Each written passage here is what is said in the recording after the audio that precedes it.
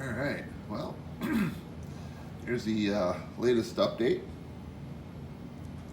Try to get the one, try to keep them up at least once a week, but it all depends on whether I get anything done or not. So I did get some things done, so we'll show you what's going on. Here's the front of the club. Got the lighted signs from Miller Engineering working. I had one that was bad. I'm not sure, probably the box, but luckily I had a spare, so I changed it out. Here's the interior. Get a wide shot here.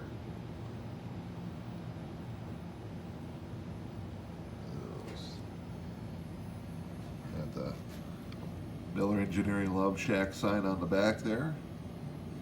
And then the mortar I got off of eBay. It's just a little cheap Chinese mortar.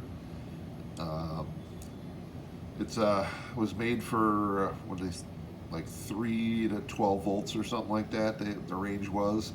So at 4.5, I didn't have to do anything to it. It plugged right in. And just put a little tube of aluminium in there, and the girl sticks on with a little piece of tack. I had the mirrored ball up there. I was hoping that it would turn into a mirrored ball. I did it with some of the chrome paint, but I don't know, my spotlights aren't strong enough, or just not focused enough, or the facets are too big. I don't know, but it doesn't really work that well as a mirror ball. But so I just got that on the top there. The stages, I can pull the pole out. I can change the dancer. I can change the pole. Just pops right out of there. My buddy Nick had technical designs. Is supposed to make me a set of runway lights for the stage. So I made the stage that I can easily pop the lid off of it in case I know he was working on it. So when he's done with them, I'll be able to get them. Let's see what else we got here. There's the DJ booth. I got the DJ equipment right now. That's all being painted. My buddy Rolando, he really came through for me on a lot of things. Let's take a tour around. I'll show you the stuff that I got as far as 3D printed stuff. And so the booths and the tables, the bar stools, the figures here, the DJ booth. That's all Rolando. That's all my buddy Rolando. Paccio does great 3D work.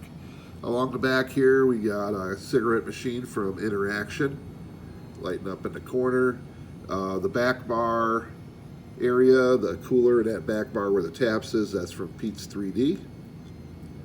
TV is from Sergey Kosnya. From was it 164 Designs, I think it's called. I got another set over there. I got one of Pete's 3D pinball machines and jukeboxes there in the corner. I got the phone booths are Model Tech. Pool tables are from Pete's 3D. Furniture here is from Sergey. So let's take a look at the wiring. This was pretty challenging. I'm not done with this yet. I still got some work to do. The neon tubing gave me a lot of hassle. I made a mistake when I was routing it, and then once it got glued in, it was like, I can't fix that part. But right now the neon's not working. There's a short in the inverter. So I got to call Cool Wires on Monday and get a replacement. I'm pretty sure the short's in the inverter or the splitter, because the lights were working and then they were shortened, and then if I moved the wire, they'd come back on, and now the wire must have broke all the way through because it's not anywhere. So it'll be easy enough to change those two pieces out. Got all the LEDs installed in the ceiling. And these are clear LEDs, white LEDs, but I just put a dab of paint, a couple dabs of paint, 2 coats actually. I used Testors paints, like a light blue and then a stoplight red. and because it was really bright when I put all the lights in it, it looked like, well, basically it was as bright as this with the light overhead. That's about how bright it was inside. And if any of you guys been in clubs, you know that they're not that bright. So I toned down the lights. Looks a lot better. We'll get a video on this when it's all done, when I got the neon working, and I still got to glue the booths in, glue these stools in. I got another line of seats, benches that are going to go across the back here. What else we got to do yet? Basically get the lights installed when they come as far as the stage goes. Get the neon working, which is probably going to take a couple weeks by the time I get the I'm going to order it on Monday. Hopefully it'll be here in a week or so. What else we got going on with it? We got the sign on the top here, Miller Engineering sign on top there. I had to run the wires. I built a fake HVAC duct up here, so you look at it from the side, because when the lid is down, you're not going to see all that wiring. It's all going to be above you. And anyway, so instead of running stuff through the floor, which I didn't want to do, I ended up having to do it a couple spots. I had to run these guys through the floor. Didn't want to do that because now this thing is basically anchored to the ground.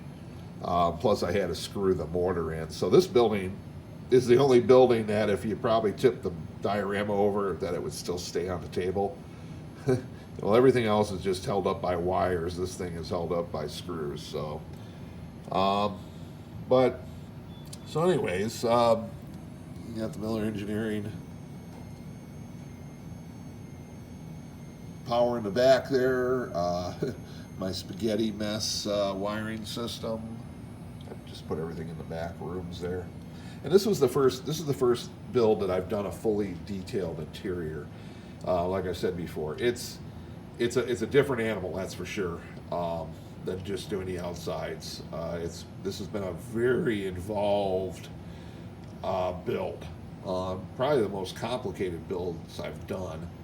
I did bugger up in a few spots, but we'll get it covered up so nobody will notice, hopefully. Let's put the roof on and we'll see what it looks like with the roof on. I'm just going to go one shot on this video, so bear with me if the video gets a little janky here.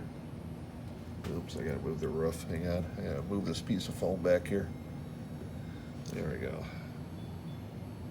Got a piece of foam holding it up. See if I can do this one-handed. I'm buttering this up here. Hang on, I'm gonna set the phone down just for a second, you guys. So just enjoy this view of the parking lot here for a moment while I try not to wreck everything putting this roof back on. So we're just getting this thing on here. Tuck this wire.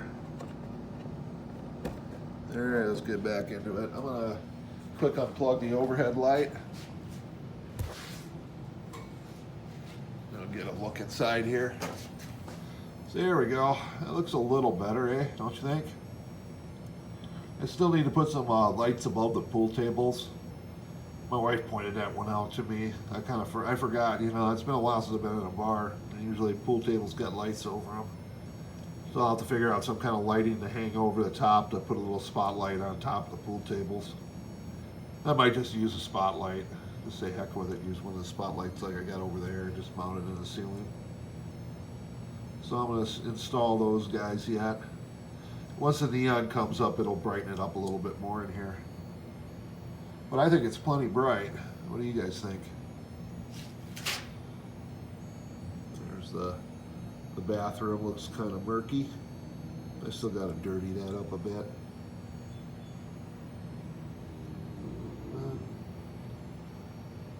So that's what we got so far. I got a lot of painting to do, a lot of figures to paint. I got waitresses, I got the DJs, I got other bar staff, I got customers I gotta paint. So I got a lot of figures to do. Get the neon fixed, add in the pool lights and a few details and other things, glue everything in, and it should be just about finished.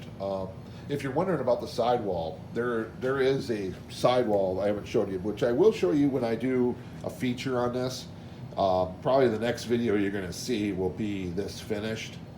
So that'll probably come out next week, maybe the week after. It depends how long it takes me to get the neon inverter and wires to do the repair job.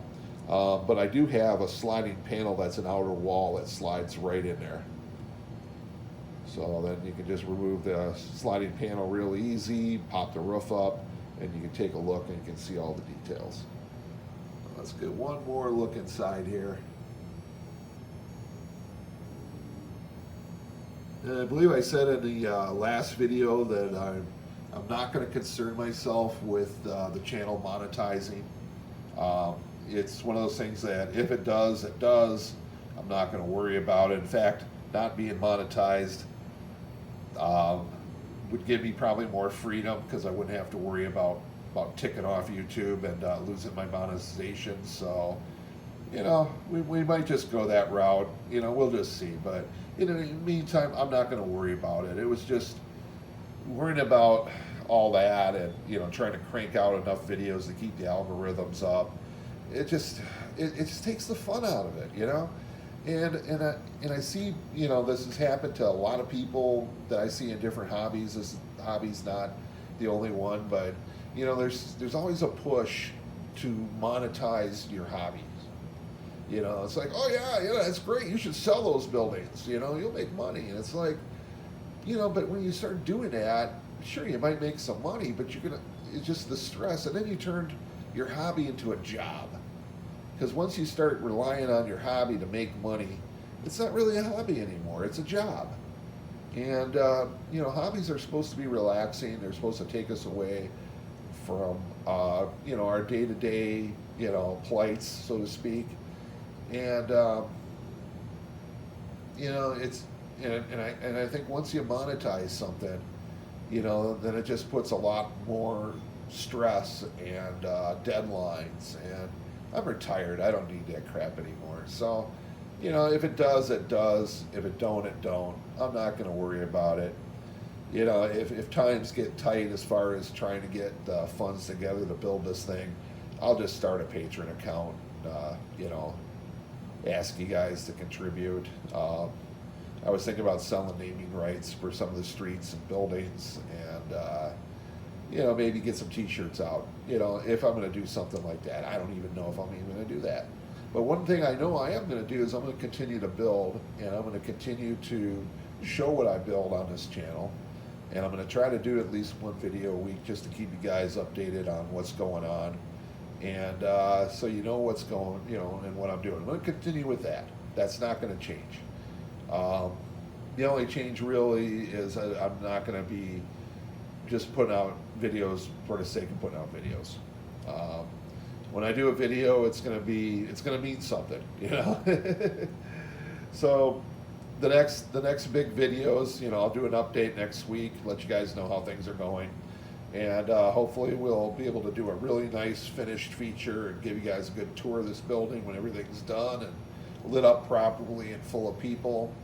After that, I just got a lot of little cleanup work to do on the diorama. I got a lot of little repair jobs. I got some lights to add. Just a few things like that. And once I get those little jobs done, we're going to start working on the next section, which is going to be the truck stop with the motels. It's going to be an 8-foot section. And that'll take this side out to 40 feet.